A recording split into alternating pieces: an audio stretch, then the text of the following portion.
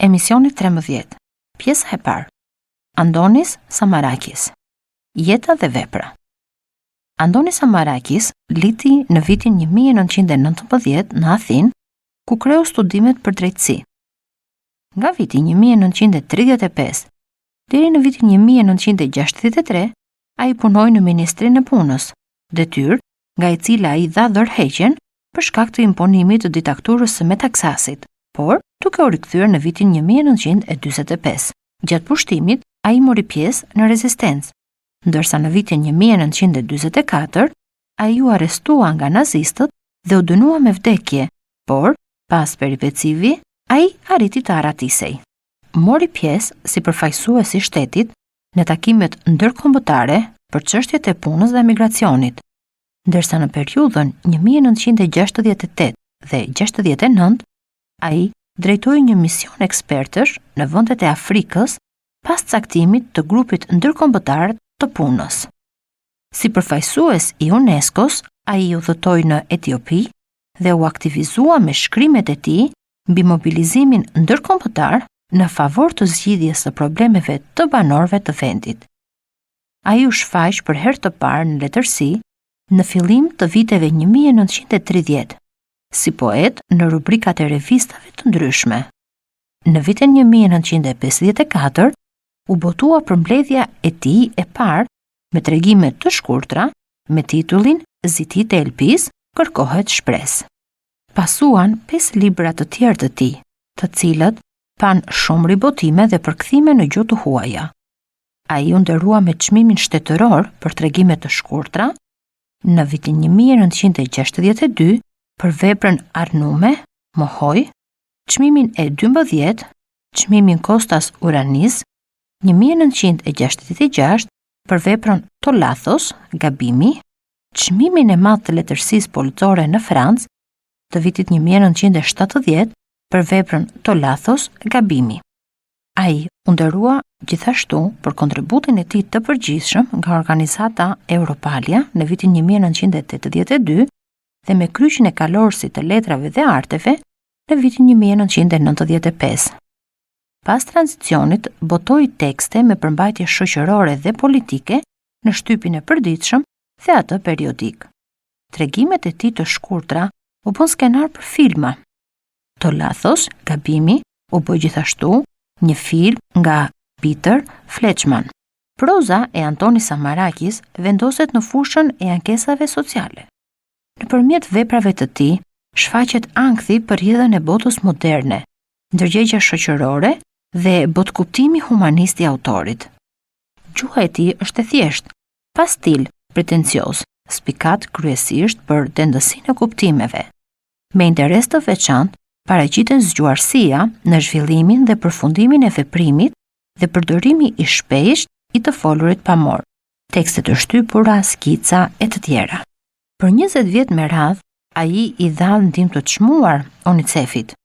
Në vitin 1984, ai ishte kreu i një fushate të Greqisë kundër urisë në Etiopi, që udhëtoi për 2 vjet dhe shkroi tekstet për filmin e Pandelis Vulgaris, Ethiopia, udhëtimi i vdekjes, udhëtimi i jetës, të cilin RT, pra Radio dhe Televizioni Grek Kombëtar, e filmoi për UNICEF. Me kontributin e tij të palodhur, ai ndihmoi në njohjen e UNICEF-it në vetëdijen botërore si një organizatë efektive dhe e besueshme që lufton fort për fëmijët. Për këtë veprim, në vitin 1989, UNICEF-i New Yorkut e emëroi atë si ambasadorin e parë grek të vullnetit të mirë për fëmijët e botës. Ai ishte gjithashtu një nga nismëtarët, mbështetës i ngrohtë dhe kryetar i komisionit të institucionit Parlamenti i Adoleshentëve. Ai e kishte gjithmonë në mendje rinin. Me fjalën pushtim, ai e nisi fjalimin e tij në vitin 1999 në Parlamentin e Adoleshentëve, duke i nxitur ata të pushtojnë Parlamentin e të rriturve. Ai e donte Kiprin dhe nderoi shumë herë me praninë e tij. Drama e këtij ishulli nuk mund ta linte pa e prekur këtë njerëz të ndjeshëm. Andonis Samarakis, adoleshenti i përjetshëm, u nda nga jeta më 8 gusht të vitit 2003 në moshën 84 vjeçare. Muajt e fundit ai ishte në Pylos.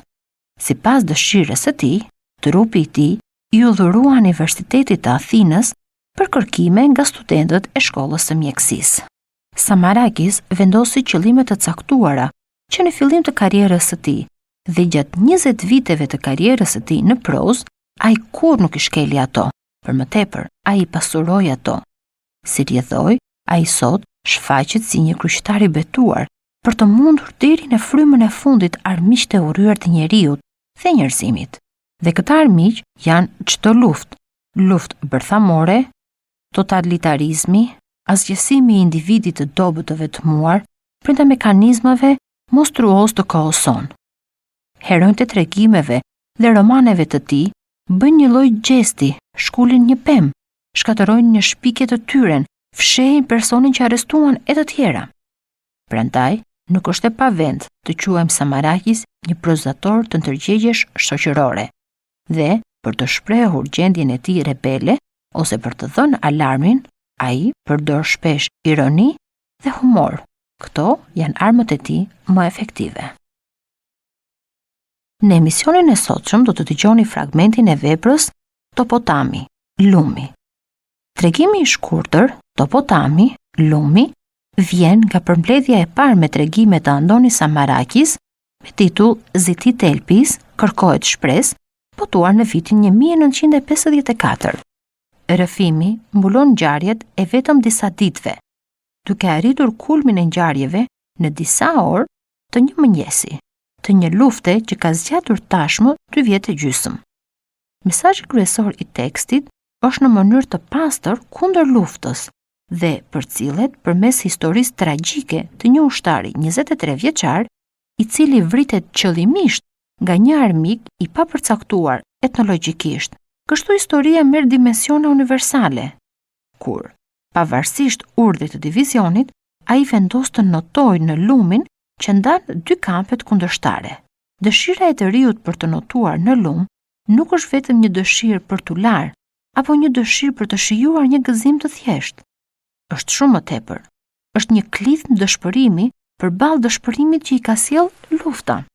Është një shpërthim i nevojës së tij të brendshme për liri, një shpërthim i rinisë së tij që dëshiron dhe kërkon të jetojë larg prangave të luftës. Armiku nuk përkufizohet etnologjikisht, pasi autori dëshiron ta çojë mesazhin e tregimit të tij në dimensione më të gjera, universale, në kuptimin që në çdo luftë, cilado qoftë forma e saj, pasojat janë njësoj katastrofike për pjesëmarrësit. Pavarësisht kombësisë së armikut të tjerëve, pavarësisht nëse është luftë mbrojtëse apo sulmuese, gjendja e luftës i sjell njerëzit në situata kufitare, i egërson ata, i shtyn në veprime krejtësisht çnjerëzore dhe i lodh në mënyrë të pariparueshme në aspektin psikologjik dhe emocional. Ushtari i ri e kupton absurditetin e luftës, mizorinë dhe panatyrshmërinë absolute të vrasjes së një njeriu tjetër, vetëm pse i përket një kombi tjetër. Ai e kupton se ajo që i bashkon këta 2 njerëz të zhveshur është shumë më tepër se ajo që i ndan, sesa ajo që udhëheqësit e tyre mendojnë se i ndan. Megjithatë, vetë humanizmi i tij, ndjenja e tij për vlerën e qenies njerëzore, humbet përballë frikës së arsyeshme që ndjen tjetri. Humbet përballë nevojës së tjetrit për të ruajtur veten. Sa i përket stilit të tregimit të shkurtër, autori nuk përpiqet të bëjë përshtypje lexuesit me formulime të ndërlikuara dhe shprehje shpikse. Ai përdor një të folur të thjeshtë, madje shmang përdorimin e shpeshtë të mbiemrave, duke dashur të jap formulimin më të thjeshtë të mundshëm, dhe kështu të mbajë vëmendjen e fokusuar tek ajo që është më e rëndësishmja, historia e ushtarit të ri. Topotami. Η διαταγή ήταν ξεκάθαρη. Απαγορεύεται το μπάνιο στο ποτάμι, ακόμα και να πλησιάζει κανένα σε απόσταση λιγότερο από 200 μέτρα. Δεν χώραγε λοιπόν καμιά παρανόηση. Όποιος την παρέβαινε τη διαταγή θα πέρναγε στρατοδικείο. Τους τη διάβασε τις προάλλες ο ίδιος ο ταγματάρχης. Διέταξε γενική συγκέντρωση όλο το τάγμα και τους τη διάβασε. Διαταγή της μεραρχίας. Δεν ήτανε παίξε γέλασε. Είχανε κάπου 3 εβδομάδες που είχαν αράξει δόθε από το ποτάμι. Κι ήθε από το ποτάμι ήταν ο εχθρός, οι άλλοι, όπως τους λέγανε πολλοί. 3 εβδομάδες απραξία. Σίγουρα δεν θα βάσταγε πολύ τούτη η κατάσταση, για την ώρα όμως επικρατούσε ησυχία.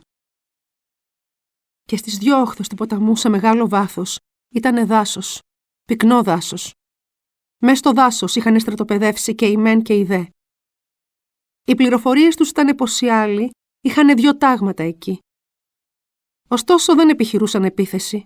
Ποιος ξέρει τι λογαριάζανε να κάνουν. Στο μεταξύ τα φυλάκια και από τις 2 μεριές ήταν εδώ και εκεί κρυμμένα στο δάσος, έτοιμα για παν ενδεχόμενο. 3 εβδομάδες! Πώς είχαν περάσει 3 εβδομάδες! Δεν θυμόντουσαν σε αυτόν τον πόλεμο που είχε αρχίσει εδώ και 2,5 χρόνια περίπου, άλλο τέτοιο διάλειμμα σαν και τούτο. Όταν φτάσανε στο ποτάμι έκανε ακόμα κρύο. Εδώ και μερικές μέρες ο καιρός είχε στρώσει. Άνοιξε πια. Ο πρώτος που γλίστρισε κατά το ποτάμι ήταν Ελοχίας. Γλίστρισε ένα πρωινό και βούτυξε. Λίγο αργότερα σύρθηκε ως τους δικούς του με 2 σφαίρες στο πλευρό. Δεν έζησε πολλές ώρες. Την άλλη μέρα 2 φαντάροι τραβήξανε για εκεί. Δεν τους ξαναείδε πια κανένας. Ακούσανε μονάχα πολυβολισμούς και ύστερα σιωπή. Τότε βγήκε η διαταγή της μεραρχίας. Ήτανε ωστόσο μεγάλος πειρασμός στο ποτάμι. Τα ακούγανε που κυλούσε τα νερά του και το λαχταρούσανε. Αυτά τα 2,5 χρόνια τους είχε φάει η βρώμα. Είχαν ξεσυνηθίσει ένα σωρό χαρές. Και να τώρα που είχε βρεθεί στο δρόμο τους αυτό το ποτάμι. Αλλά η διαταγή της μεραρχίας... «Στο διάολο η διαταγή της μεραρχίας», είπε μέσα από τα δόντια του εκείνη τη νύχτα. Γύριζε και ξαναγύριζε και ησυχία δεν είχε. Το ποτάμι ακουγότανε πέρα και δεν τον άφηνε να ησυχάσει. Θα πήγαινε την άλλη μέρα. Θα πήγαινε οπωσδήποτε. Στο διάολο η διαταγή της μεραρχίας. Οι άλλοι φαντάροι κοιμώντουσαν. Τέλος τον πήρε και αυτόν ο ύπνος. Είδε ένα όνειρο. Έναν εφιάλτη. Στην αρχή το είδε όπως ήτανε. Ποτάμι. Ήτανε μπροστά του αυτό το ποτάμι και τον περίμενε. Και αυτός, γυμνός στην όχθη, δεν έπεφτε μέσα. Σαν να τον βάσταγε ένα όρατο χέρι. Ξύπνησε βαλαντωμένος. Δεν είχε ακόμα φέξει. Φτάνοντας στην όχθη στάθηκε και το κοίταζε. Το ποτάμι. Ώστε υπήρχε λοιπόν αυτό το ποτάμι.